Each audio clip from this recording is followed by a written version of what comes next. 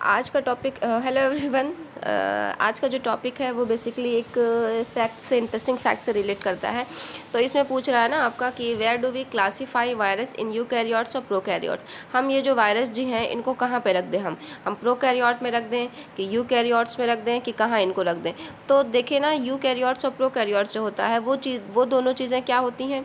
ये जो यूकैरियोट यहाँ पे लिखा हुआ है इसका क्या मतलब हुआ, ये जो प्रोकैरियोट यहाँ पे लिखा हुआ था इसका क्या मतलब हुआ। ये जो वायरस है ये है आखिर क्या कौन सी चीज़, और ये जो क्लासीफाई लिखा हुआ है तो क्लासीफाई का मतलब क्या होता है। तो 4 चीज़ें आपको यहाँ जानने को मिलेंगी इंशाल्लाह आज। तो सबसे पहला देख लेते हैं कि क्लासीफाई का क्या मतलब हो गया भाई। देखें ना, हमारे अर्थ पे जो है वो बहुत सारी लिविंग ऑर्गेनिज्म प्रेजेंट है।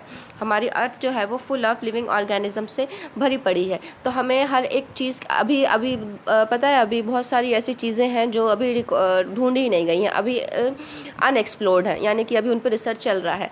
तो आप खुद सोचें कि इतने सारे लिविंग ऑर्गेनिज्म हैं, सबके बारे में एक एक पर्टिकुलर लोग के बारे में जानने में, एक एक बैक्टीरिया के बारे में जानने में थोड़ा सा मुश्किल होता है। तो हमारे साइंटिस्ट लोगों ने क्या किया, हमारा काम आसान कर दिया कि जितने भी लिविंग ऑर्गेनिज्म अर्थ पे थे, ठीक है, उनको क्या किया कि उनको जिनके कैरेक्टर एक तरह थे उनको एक पार्ट में रख दिया। फिर जिनके कैरेक्टर एक तरह के थे, कुछ चीज़ें उनसे मिल रही थी तो उनको दूसरे बॉक्स में डाल दिया, ठीक है।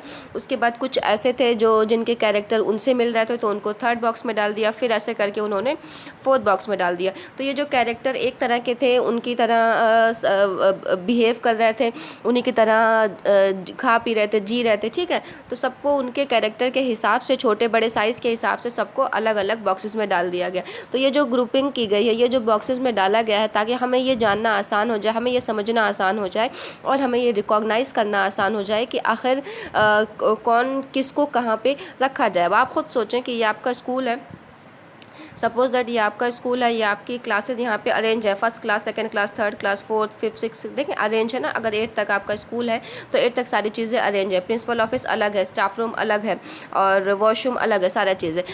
अब आपको क्या है, अब आप स्कूल में एंटर करें, आपको पता है यहाँ प्रिंसिपल लिखा हुआ, ये प्रिंसिपल ऑफिस है, ये वॉशरूम है, ये स्टाफ रूम है, यहाँ पे फर्स्ट क्लास लिखा हुआ, यहाँ पे सेकंड, यहाँ पे थर्ड, यहाँ पे फोर्थ। तो ये चीज़ें जो है ऑर्गेनाइज इस वजह से की गई हैं, ये क्लासीफाई इस वजह से किया गया है ताकि आपको समझने में, जानने में और आपका टाइम जो है वो बचे। तो इसी वजह से साइंटिस्ट लोगों ने क्या किया, चीज़ों को क्लासीफाई कर दिया ताकि हमें समझना और जानना आसान हो जाए। तो क्लासीफाई का मतलब क्या होता है कि ग्रुप्स में चीज़ों को बांटना ताकि हमें चीज़ों को पहचानना आसान हो जाए। तो अब क्या हुआ कि कह रहा है, क्वेश्चन कह रहा है कि जो ये वायरस है, यानी कि हमारे अर्थ पे जो है वो माइक्रोब्स हैं, ठीक है, जिनको माइक्रो ऑर्गेनिजम्स कहा जाता है। तो ये जो माइक्रोब्स है जिनको हम नेकेड आई से नहीं देख सकते हैं, जैसे बैक्टीरिया हो गया है ना, जैसे कि फंगस हो गया, ये सारा कुछ, और वायरस को भी हम नेकेड आई से नहीं देख सकते हैं। तो ये सारी चीज़ें माइक्रोस्कोपिक होती हैं, माइक्रोस्कोप से ही देखी जाती हैं। तो वायरस एक हिसाब से आप कह सकते हैं कि माइक्रोस्कोप है, ठीक है।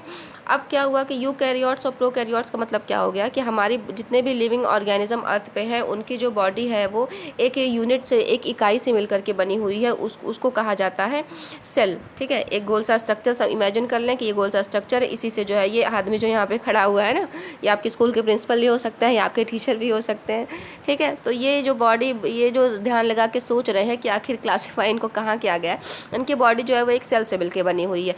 अब ये जो सेल होती है वो कह रही है कि मैं जो हूँ मैं 2 तरह की हूँ। एक तो मैं वो हूँ जो मेरी जिसमें क्या है कि मैं डेवलप्ड नहीं हूँ, और एक कह रही है कि मैं वो हूँ जो फुली डेवलप्ड हूँ। तो एक वो सेल जो डेवलप्ड होती है, जिसके अंदर का न्यूक्लियस जो इसको कंट्रोल करता है वो फुली डेवलप्ड होता है, और सारे जो इनके वर्कर हैं वो सब डेवलप्ड होते हैं। तो इस तरह की जो सेल होती है जो इस बॉडी को बनाती है उसको कहा जाता है यूकैरियोट्स। कैरियन मीन होता है न्यूक्लियस, यू मतलब होता है ट्रू, यानी कि डेवलप्ड न्यूक्लियस। ये मैंने प्रीवियस क्लासेस में आई थिंक वीडियो में बताया हुआ होगा आपको, तो खैर आप देख लीजिएगा। दूसरी चीज़ क्या है, प्रोकैरियोट मतलब क्या होता है कि अब ये जो दूसरी वाली सेल थी इसके अंदर का जो न्यूक्लियस है ना वो बहुत ज़्यादा डेवलप्ड नहीं है, क्योंकि इनको इतना सारा काम नहीं करना होता है। और ये जो इनके अंदर के जो वर्कर हैं वो बहुत ज़्यादा वर्कर भी नहीं है, इनकी फैक्ट्री जो है वो छोटी सी है। तो ये जो है वो डेवलप्ड नहीं है और इनका न्यूक्लियस डेवलप नहीं है, और ये जिनकी बॉडी एक सेल से बनी होती है वहाँ पे रहते हैं। तो ऐसे सेल्स को, ऐसे लोग ऑर्गेनिज्म को कहा जाता है प्रोकैरियोट। प्रो मतलब प्रिमिटिव, कैरियन मतलब होता है न्यूक्लियस। अब क्वेश्चन क्या कह रहा है कि ये जो वायरस है, जो ये माइक्रोब, उसको यूकैरियोट में रखा जाता है कि प्रोकैरियोट में रखा जाता है। हाँ भाई, सही पूछने वाली बात है। मसला तो हो गया इनको कहाँ रखें।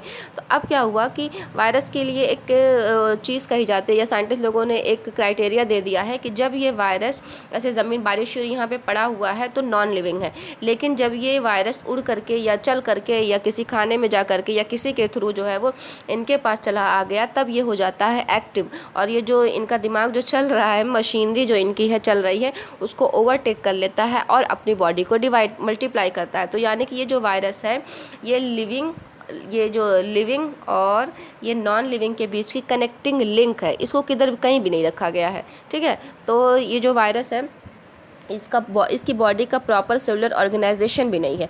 तो ना तो इसको प्रोकैरियोट कहा जाता है और ना ही इसको यूकैरियोट कहा जाता है। इसको कहा जाता है कनेक्टिंग लिंक। ठीक है, तो वायरस आपको समझ आ गया होगा। लेकिन देखिए आंसर के फॉर्म में क्या लिखा हुआ है मैंने यहाँ पे कि viruses do not have cellular structure. Virus जो होता है उसके पास कोई सेलुलर स्ट्रक्चर प्रॉपर नहीं होता है। ठीक है, और they are non living in nature. ये नेचर में जो है या प्रकृति ने जो है इनको नॉन लिविंग बनाया है। जब ये एंटर करते हैं किसी की बॉडी में, जिसकी बॉडी में एंटर करेंगे उसको होस्ट कहा जाता है। ठीक है, जिस भी चीज़ के ऊपर काम हो रहा है उसको होस्ट कहा जाता है। तब ये बॉडी में जब वो एंटर करते हैं तो वहाँ पे क्या करते हैं, उनको भाई फ्री का खाना मिल जाता है। देखें शादियों में कुछ लोग फ्री में चले जाते हैं तो इतना खाते हैं कि ऐसा लगता है कभी खाया ही नहीं है। ठीक हो गया। तो खैर यहाँ पे वायरस की बात हो रही थी। तो जब ये होस्ट बॉडी में एंटर करते हैं तब ये मल्टीप्लाई करते हैं और ये लिविंग हो जाते हैं। ठीक है, लेकिन इनके पास क्या होता है, प्रॉपर सेलुलर ऑर्गेनाइजेशन नहीं होता है। इस वजह से इनको ना तो प्रोकैरियोट में रखा गया और ना तो यूकैरियोट में। तो यानी कि ये बेघर हैं, इनका घर अभी कहीं पे नहीं है। ठीक है, तो इनको ना प्रोकैरियोट में रखा जाता है ना यूकैरियोट में। तो अगर 1 नंबर का आपको आंसर लिखना हो, where do we classify virus in eukaryotes और प्रोकैरियोट, तो आप लिख सकते हैं we classify virus neither in prokaryote nor eukaryote. तो 1 नंबर का आंसर हो गया। अगर आपका 5 नंबर का आंसर पूछता है तो सबसे पहले आपको वायरस का फिगर बनाना होगा, फिर आपको लिखना होगा कि फिर आपको क्या लिखना होगा, ये वाला आंसर लिखना होगा। तो मैंने PDF शेयर कर दिया है और अगर नहीं किया तो इंशाल्लाह कर दूंगी। बाकी अगर आपको क्लियर हो गया हो तो लाइक शेयर कर दीजिएगा। चलें, good bye, take care, have a healthy day and have a productive day to.